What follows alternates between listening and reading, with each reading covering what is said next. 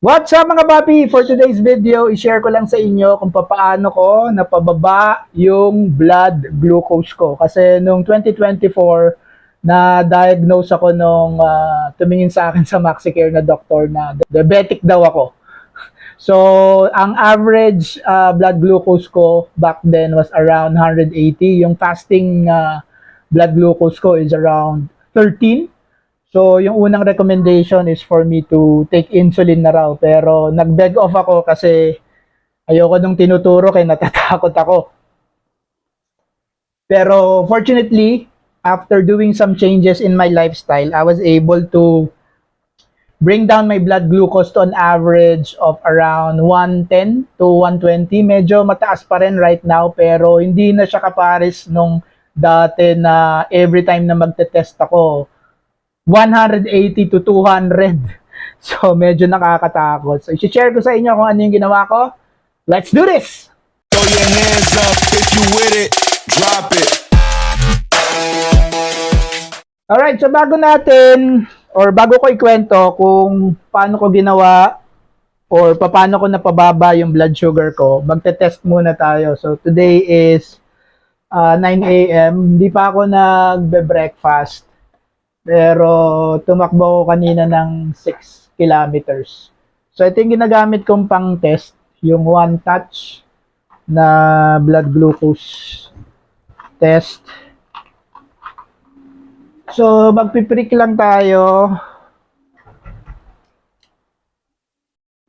And iti-test natin yung blood glucose natin today. So ito yung Lancet. And then, ito yung one touch na test strip.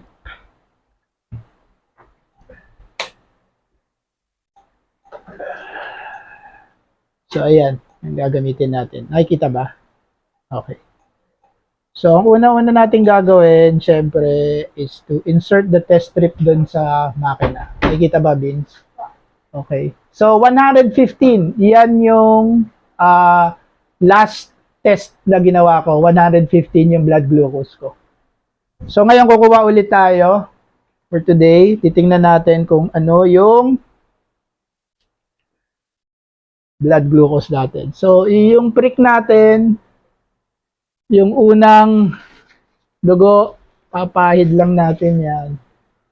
And then we will get the sample from, so ayan.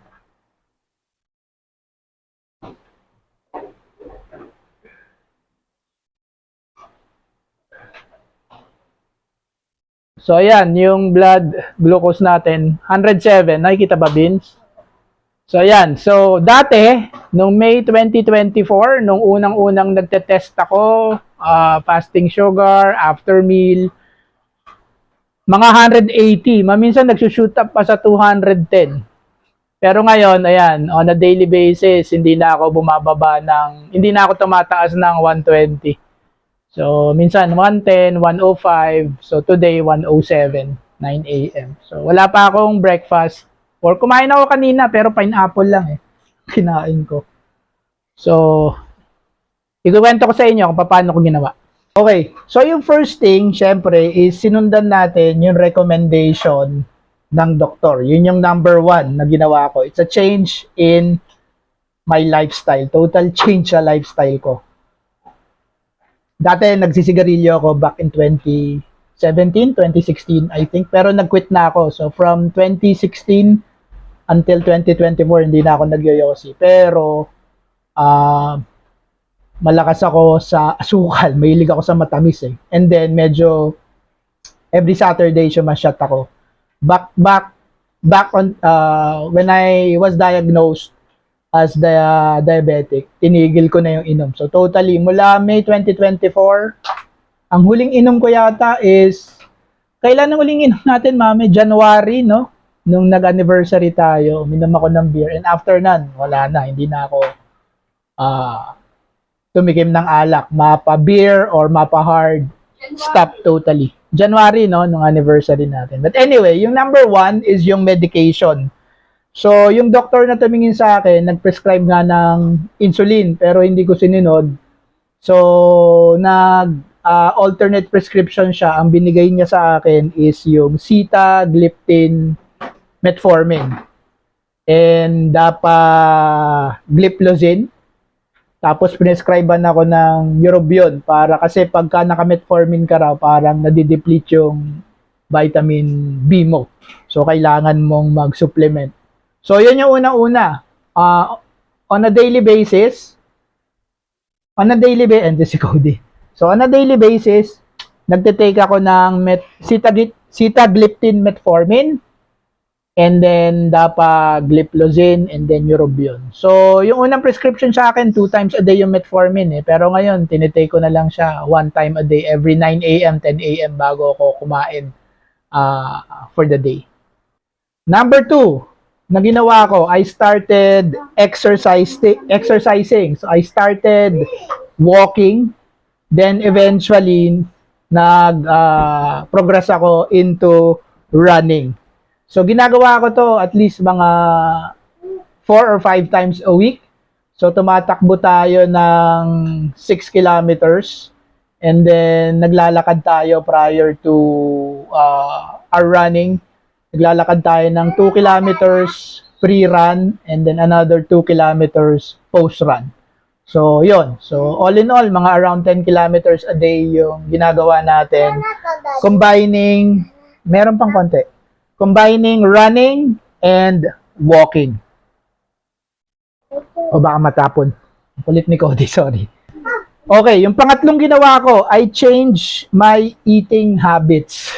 Unang-una, tinanggal ko yung asukal sa kape. Dati kasi pag nagkakape ako, gusto ko madami asukal, matamis. So, yun yung unang-unang tinanggal ko. Soft drinks at saka powdered juice, ang hirap tanggalin. Umiinom pa rin ako pero paminsan-minsan na lang, hindi nakapares dati na araw-araw talaga. Kung hindi iced tea ako, naka-tang orange or 8 o'clock orange ako. Ngayon, sobrang siguro isang beses sa isang linggo or 2 times a week na lang ako umiinom. Tapos hindi na sobrang dami. Dati kasi kung uminom ako, yung 2 litro ng lalagyan ng tubig, pinupuno ko ng juice yun. So, yun yung tinutungga ako. So, yun. So, ano yung effect nun? Dun sa unang tatlo, hindi na ako umiihi sa gabi. Palagi. Dati kasi, mga 3 times, 4 times every night, tumatayo ako para umihi. So, yun. Yun yung unang-una. So, paminsan napapaihi pa rin tayo in the middle of the night, pero hindi na kasing grabe nung dati na 4 na beses, 3 beses kailangan ko tumayo para umihi. Pangalawa, nawala na yung mga Cody. Nawala na yung mga bootleg ko dito sa Nape. Dati kasi parang marami akong tagyawat dito. Actually, yun yung reason kung bakit ko na-discover na may diabetes ako na type 2. Kasi nagpa-check ako, sabi nung derma, pa-check ka sa onco kasi parang mataas yata yung blood sugar mo. Yun yung suspected concern nung general nung derma na tumingin sa akin sa MaxiCare. So yun, nawala na yung mga butlig-butlig ko dito after na-control ko or minanage ko yung sugar intake ko. Number 4, I started drinking okra water. So, regularly, umiinom tayo ng okra water. Noong unang try ko, yung isang tali ng okra na 10 piso, dilagay ko dun sa lalagyan ng tubig ko. Tapos binabad ko overnight. Hindi ko kinaya, sobrang lapot. So, ang style pala dun, isang pirasong okra lang. Ilalagay mo dun sa tumbler mo ng water, tapos babad mo overnight. Yung pinaka-slime nun, yun yung fiber. So, yung fiber kasi, mas maganda pag kumakain ka, uunahin mo yung fiber, protein, huling-huli yung carbs. Kasi pagka yung fiber kasi pag siya yung nauna, tinutulungan niya yung system mo or yung body mo na wag agad-agad i-absorb yung sugar para less sugar spike sa blood glucose natin. So, yun. So, okra water. Then, I also started putting gaps doon sa duration ng pagkain ko. So, usually, if I can skip breakfast, ni-skip ko yung breakfast. from the previous day, pagkakain ko ng mga alas 7 or alas 9 ng gabi, I try to put at least 12 hours gap bago ko kumain ulit kinabukasan. So, paminsan, pag maraming meeting sa office, umaabot pa ng 14 to 16. Meron pa nga mga instances na 18 hours from the previous day hindi ako nakakakain. So, that's one thing. Parang intermittent fasting na rin yun eh. So, yun yung ginawa natin. Di totoo yung sinasabi nilang breakfast is the most important meal of the day kasi marketing ano lang yun. Marketing shiznit lang yon ng mga food company. So, you can actually skip your breakfast. It's better. Diba? Kung hindi tayo nagtitake ng breakfast. And then, when you actually break your fast, of course, wag agad-agad. So, yun nga. Start with your fiber and then with your protein. And then, after your protein, huling-huli natin, i-take yung carbs natin para hindi mag-spike yung glucose level natin. And then number 6, I also started creating a log of my daily activities. So, papakita ko sa inyo. Andi dito yung laptop ko. So, ayan yung daily log ko. Nakikita ba? So, ayan yung daily log ko. So, nag-start ako back in 2024. If you can see, 2024 yan. Until today, nilalag ko. So, makikita nyo, back in 2024, pakita mga Vince, ayan yung blood sugar ko. Ayan yung daily. Nagsimula ako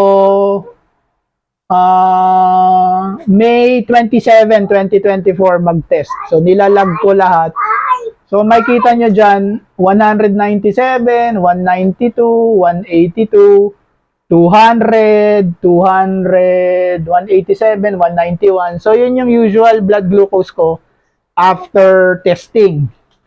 Ngayon, so, yung October natin, medyo, hindi na tayo araw-araw nagtetest. Pero, kung makikita nyo, yung blood glucose natin dyan is 90, 110, 117, 116.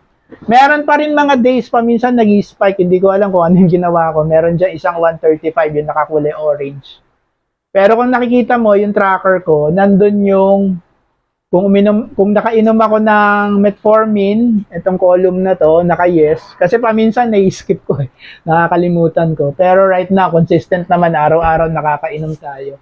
And then, kung ano yung kinain ko, anong oras ako kumain. Ayun. So, ayan, yung date, yung day, kung nag-take ako ng metformin, yung first check ko, ayan, 117, 114. Meron mga slips eh, like 135. Anong oras ako kumain, ano yung kinain ko, yung meal 1, meal 2, anong oras, meal 3, tapos, ano yung fasting duration, yung gap between my last meal previous day, until I take my meal dun sa current day. So, usually yan, 12.5, meron 22 hours. So, di ako kumain. 16, 15, 17.5. So, basta nilalagyan ko ng at least 12 hours yung gap ko. Tapos, kung ano yung weight ko, minomonitor ko rin yung timbang ko on a daily basis. So, naglalaro ako ng 74, 73. Pero today, kanina, nung tumimbang ako, 71, kanina, 72.9. Nung October, yung last day ko, 71.15. Tapos nilalagay ko rin kung ano yung activity ko for the day. So, did I do morning run, gym? So, kung ano yung pace ko, kung moderate, kung ano yung pace, kung ano yung ilang kilometers, ilang calories yung nasunog, and then kung ilang oras yung exercise ko. Kung nakikita nyo dyan, meron dyan 2.3, 3.75, pagka nagti-3, nagto-2, ibig sabihin yan, bukod sa morning run, nag-gym pa ako or nag-bike ako. So, yun yung mga ginawa natin. Yun yung 6 things that we did to actually pull down and sustain an almost normal blood glucose from, a high of 200, 180 sa mga blood glucose test natin. We're down to 100. So, I hope that helps. Sana nakatulong sa inyo. Yung mga newly diagnosed na may type 2 diabetes, yun lang ang gawin nyo. Una-una, i-recap natin, total change in lifestyle. Ano yun? So, yung kontrolin natin yung pagkain natin ng mga asukal. So, pag sinabing asukal, hindi lang yung asukal na table sugar, ha? Kasama doon yung mga pasta, anything carbohydrate. Hindi naman totally tatanggalin mo, pero babawasan mo. Bawas sa kanin, bawas sa mga pasta, bawas sa mga breads. Tapos, syempre, exercise, at least 30 to 1 hour exercise every day. And then, syempre, kailangan mo rin ng right sleep kasi nakakadagdag ng stress pagka kulang ka sa tulog. So, nakaka-impact rin yan sa glucose level mo eh. And then, of course, importanteng i-track mo yung daily activities mo para alam mo kung ano yung nagtitrigger kung bakit tumataas yung blood sugar mo. So, yun lang. With that, thank you for watching. Till the next Budol. Actually, hindi naman to Budol vlog eh, di ba? So, till the next health vlog, mga papi, thanks for watching. Stay safe and be healthy, everybody. Peace!